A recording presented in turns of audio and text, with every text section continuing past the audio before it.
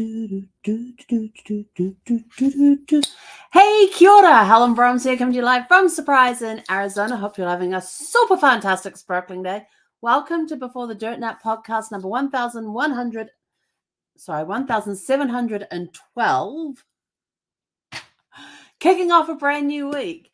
Wow, it is. Last week was a very, very exciting week. This week is shaping up to be even better. So first up for tomorrow, tomorrow is the last day that you can order the gratitude journal, and all the information is scrolling across the bottom of the screen. The gratitude and coffee journal is the last day tomorrow that you can purchase it to enter into the drawing for a $50 Amazon gift card. So get it in today, tomorrow. Just go to beforethedirtnapshop.com and pick up your order. And remember, for every item that you order, you get one entry. Each item gives you one entry into the drawing, which is taking place here on Wednesday, the 10th. Yeah, the 10th.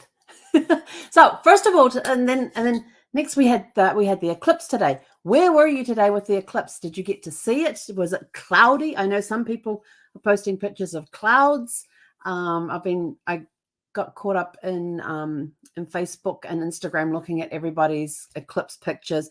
We had about a 40% coverage here in Arizona, but to be honest, I was in here working and I had the times written down when it started, when our the peak viewing time was supposed, well, not the peak viewing time, when it would be at the most coverage it was going to be, and then when it finished. And there was no change. I will tell you this, there was no change in light at all that I noticed anyway. But I was sitting here working. I had the blinds open so we could see outside, and that just stayed bright and sunny the whole time and didn't really notice any darkness or slight of darkness. But I know some people were in areas where they had total eclipses and some couldn't see the total eclipse because of clouds. So where were you to see the eclipse? Did you have fun? Did you have your special goggles on or glasses on that you could actually look at it? Or did you do what I had to do in school? In New Zealand, when I was about 9, I think I was 9, pretty sure I was 9 at the time. The way that we did it is we were all given a piece of cardboard, and we took our compasses, punched a hole in the middle with our compass, and everybody who knows what compasses are for geometry and that sort of thing, they had a pointy end, and then you put your pencil on the other side and you could draw circles. And that pointy end was used to make a little hole. And then we stood outside there and we had our piece of cardboard in our hands, and we had to look down on the concrete, and the sunlight would come down through the hole and project onto the concrete as to what was happening. And so we had to watch it there. We weren't allowed to look up at the sun, and we had teachers making sure we didn't do that.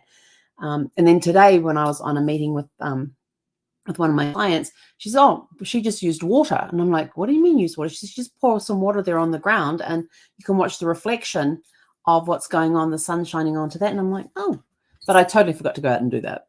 So ended up sitting here working. We had a busy Monday because I'm getting ready for a launch of something new on Thursday. So, and it will be at the beforethedirtnapshop.com. We're releasing a couple of special things on Thursday. I actually woke up this morning and I woke up with this idea, and I'm like, ooh, that's a good idea. Let's do that. So we've been working on that today when I wasn't working on other stuff.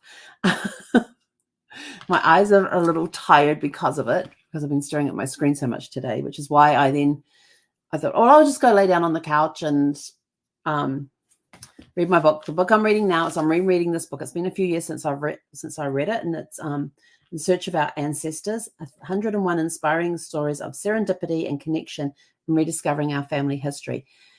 This actually went with the TV series of the same name, and they were just telling stories. And some of the stories from the TV show are in here, and there's other ones that they didn't get to film for the TV series. It was on PBS at the time. But this book is actually, I'm getting off track, aren't I? But this book tells all sorts of different stories of people going and researching for their ancestors, and something compels them to look in a certain direction or look in a different place, or they end up just randomly meeting this person who turns out to be some cousin in their family tree line and stuff like this. And there's just story after story after story in here. And they're just little short stories. They're mainly 1, 2, or 3 pages long. That one's a little long. Okay, that one's 4 pages. But there's just these amazing stories in this book. And this book actually, and what I found fascinating is it's been a while since I've read it, because I last read it kind of when it came out. As you can tell by the yellowing of the pages, I've had it for a while. This book was actually published in, when was this published again? I think it was 2000, copyright 2000. Yeah. That was the only edition. Now, the cool part about this book is that what is in here doesn't date, because these stories happen and they're happening around us all the time. But what was interesting is, as I was reading the introduction, I had to go back and look at the copyright date, because I was sort of like, wow, this is really cool. Because in here they were talking about computers and about records becoming online and everything else. Which I thought was rather, and I'm just trying to see if I can quickly find that paragraph. I should have marked it. Quickly find that paragraph again, because it just, when they were talking about the computers and stuff being made available online, I'm like, when did this book come out? Because when I was thinking about when this book came out, I was sort of like, okay, so the program on PBS was actually called Ancestors, not In Search of Our Ancestors. The book's called that. And they were even talking about a genealogist will talk scientists into conducting a DNA experiment to make the connections that documents can't. Isn't that cool? That's there in that one. And this is written in 2000. This was 24 years ago, this book. But the information in here is basically still relevant. But they had in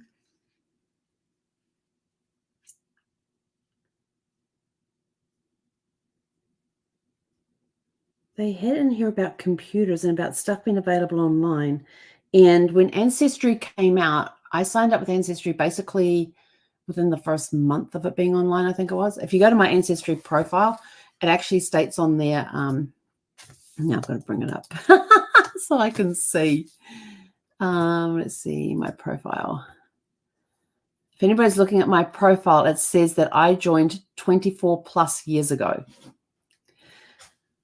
And so that's how long I have been on Ancestry. And when they first started, they had where you could do free searches, and they had a paid, you could do for free, and then they also had a paid area as well. I did a lot of my starting off with that for free.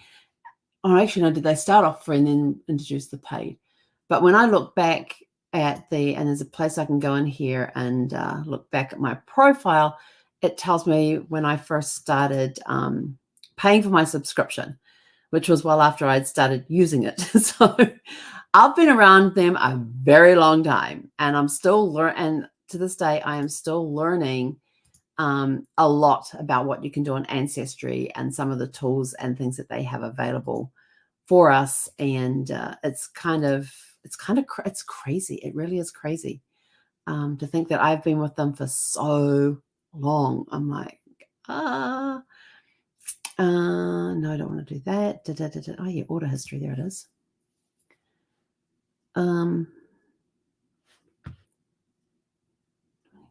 I've got 4 pages of it. Hang on. Let's get back here. When did I first start paying for membership? And of course, I didn't start off with their cheapest membership. I went right to the top. First started paying for it in 2012. So I had been using it for over 12 years before I took up a membership with them. Up until that point, I'd had Family Tree Maker, which was a computer-based program until we got rid of the PCs and switched everything to Mac, and they didn't have it available on Mac at the time. And so a lot of the information I've actually found them there. Oh no, they're not in here, they're out there. I've actually got these plastic containers that are just stacked with CDs, and they're all record CDs of births, deaths, marriages, other information in there as well. And you could buy these CDs through Family Tree, and they would send them to you, and they'll be either indexes or actual scanned copies of certificates of birth, deaths, and marriages, that sort of stuff. So that was pretty cool. So the first paid membership I had with Ancestry was in 2012. So I got to use it for 12 years for free before I purchased a membership. And here it is. It says My Family 2.0 Essential Subscription, 12-month renewal. That's a 12-month renewal. So I must have had it before then. But then in December, I upgraded to the World Explorer membership and have basic, and that was like, it gave you everything. And ever since then, I've always had that membership until the World Explorer membership became all access membership. And that's actually kind of interesting. What did I pay back then? $299.40 for the World Explorer membership, which later became the World Explorer membership. So it hasn't really gone up that much in the last 12 years. But yeah, I have all access now, and it's yeah. It has a lot of stuff available, which gives me, it gives me newspapers.com, a subscription over there. It also gives me access to Fold 3, and Fold 3 is where all the military records are held, and not just the military in the US. You can actually search military records at other places of the world as well. I've actually found some of my New Zealand relatives in there, but it doesn't have all of the New Zealand military records. There's places in New Zealand, a place in New Zealand that you can go to, and I can't even think of the website right now, that you can go to and you can look up your ancestors' military records. And if you want to see them, they will send you one a year free, I think it is. They used to send you, like, if you wanted to see somebody's military records, you had to first of all say how you were related to that person. And the person had to be deceased for you to be able to see their military records.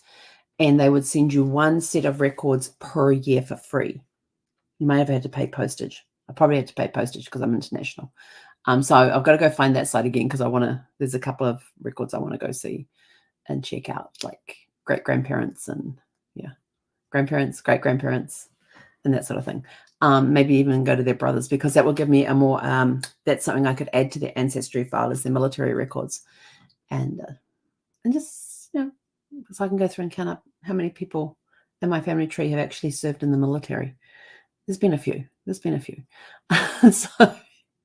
But that's basically, it's the beginning of the week. So tomorrow before midnight Pacific time, if you want to get into our drawing for the $50 gift card, Amazon gift card, you need to go to beforethedirtnetshop.com, which is about to go, here it comes. There it goes.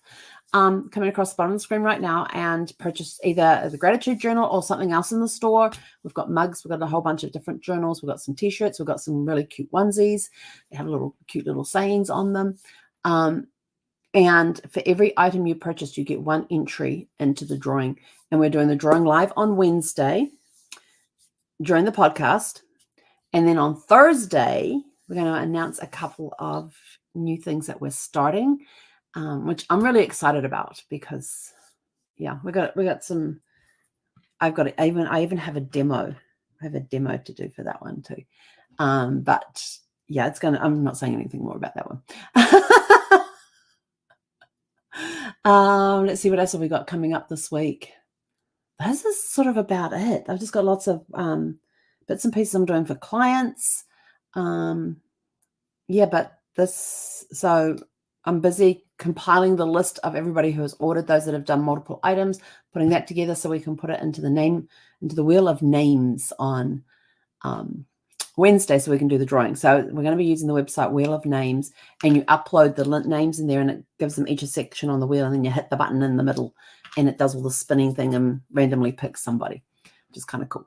That way it's completely random, and everybody can see the names on there. I'm not putting last names on there. I'm just putting, if I've got people with the same name or different order, same number of orders, it's going to get numbers put next to them, and I will have a spreadsheet that corresponds with that. So if your name's like Susan and you bought 4 things, there'll be Susan 1, 2, 3, 4. And if there's more than one Susan, there'll be Susan A1, A2, A3, A4. So that you can see that they all had something different. Maybe I'll just put their last initial there with a number next to it if they've purchased more than one item. That might be the better thing to do. So we'll be doing that on Wednesday, and then Thursday, we get to do the new announcement of what's coming up. What else have I got coming up? I've got my mastermind group this week. It's going to be a great week. It's going to be, I think it's this week. Is this week or next week? Oh, no, it's this Saturday. Cool. This Saturday, I got my mastermind group. Yay! We've got there's a lot of stuff happening this week. I can't remember all of it. Look at my calendar. It's just this colored mess.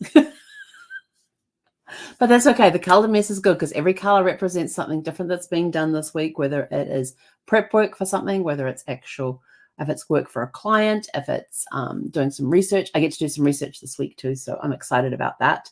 And then I am contacting different people for different things. I'm going to see if we can get some more guests on. And Nicole will not be on tomorrow night. She'll be on next week. She usually comes the second Tuesday of the month, but she has something else on with her grandson tomorrow night.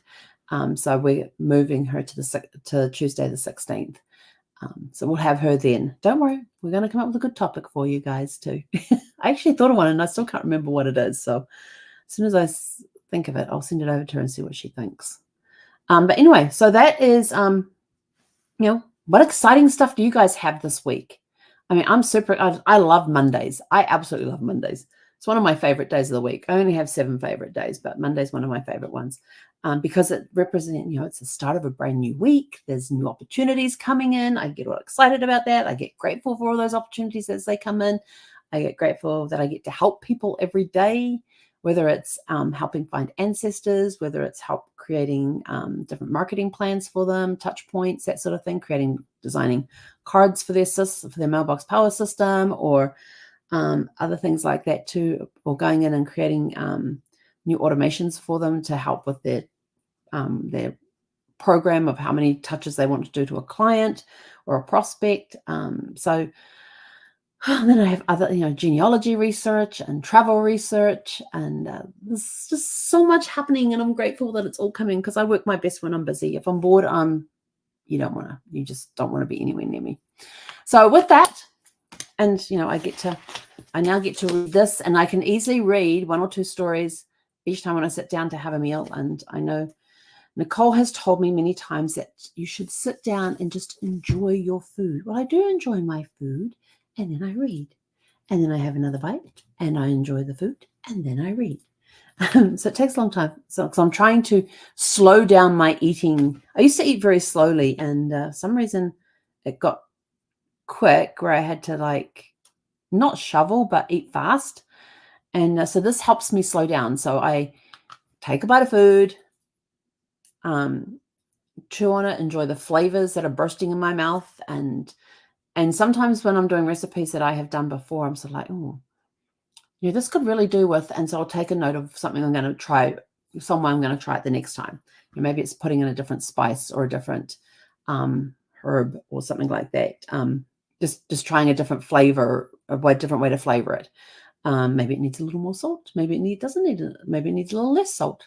Maybe it could do with some Worcester. God, that W word again. Worcester. Oh, that sauce that nobody can pronounce, the Shire one. And then after I finish that mouthful, before I take the next one, I get to read. So that's how I'm doing it. So I'm not reading while I eat. I eat, then I read, and then I take another bite. So I'm combining 2 things.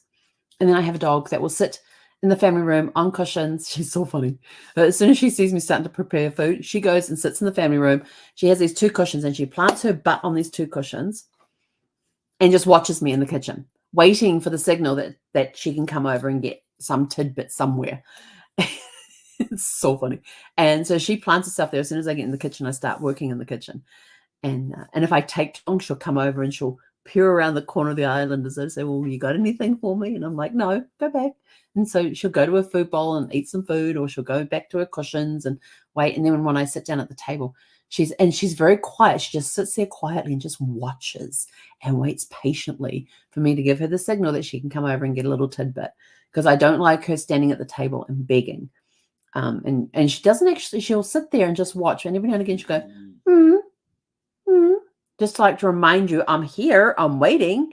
And I go, yes, I know you're waiting, but this is chocolate in it, and chocolate not good for dogs, or this is some other food in there that's not good for dogs.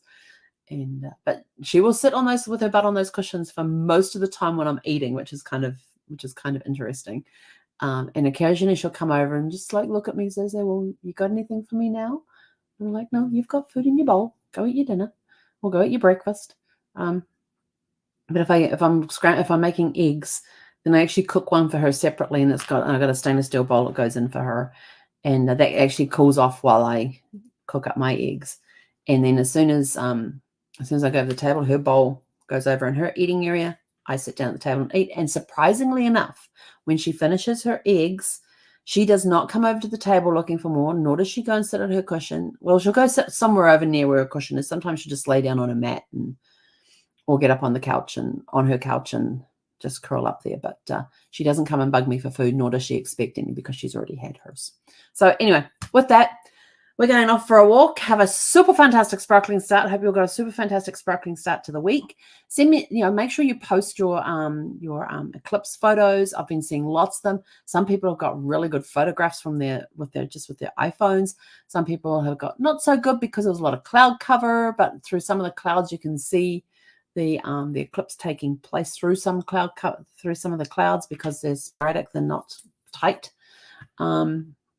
I've heard, and a friend of mine, she says, "Oh, we've got about 90% coverage here." I said, "Oh, that's enough to confuse." I said, "Watch your cats and see what they do." And she started laughing because one of her cats went and got into the place where he goes and sleeps at night because he thought it was nighttime. Animals are so funny when eclipses take place; they get so disorientated. It's really dark for a few minutes, and then all of a sudden, it's morning again already. Anyway, so I hope you all had fun today with those of you that got to see the eclipse and everything else. And with that, we will catch you guys back here tomorrow evening at 6 p.m. Pacific. So go out, have a super fantastic sparkling start to the week. Don't forget to go get your journal from beforethedirtnapshop.com. And it will get you an entry into the drawing taking place on Wednesday. But tomorrow is your last day. So make sure you get in there and get it in soon to make sure that you are. Go do it tonight. That way you're safe. You're going to get into the drawing on Wednesday. Anyway, I'm out of here. Have a super fantastic sparkling evening. Hey, konara.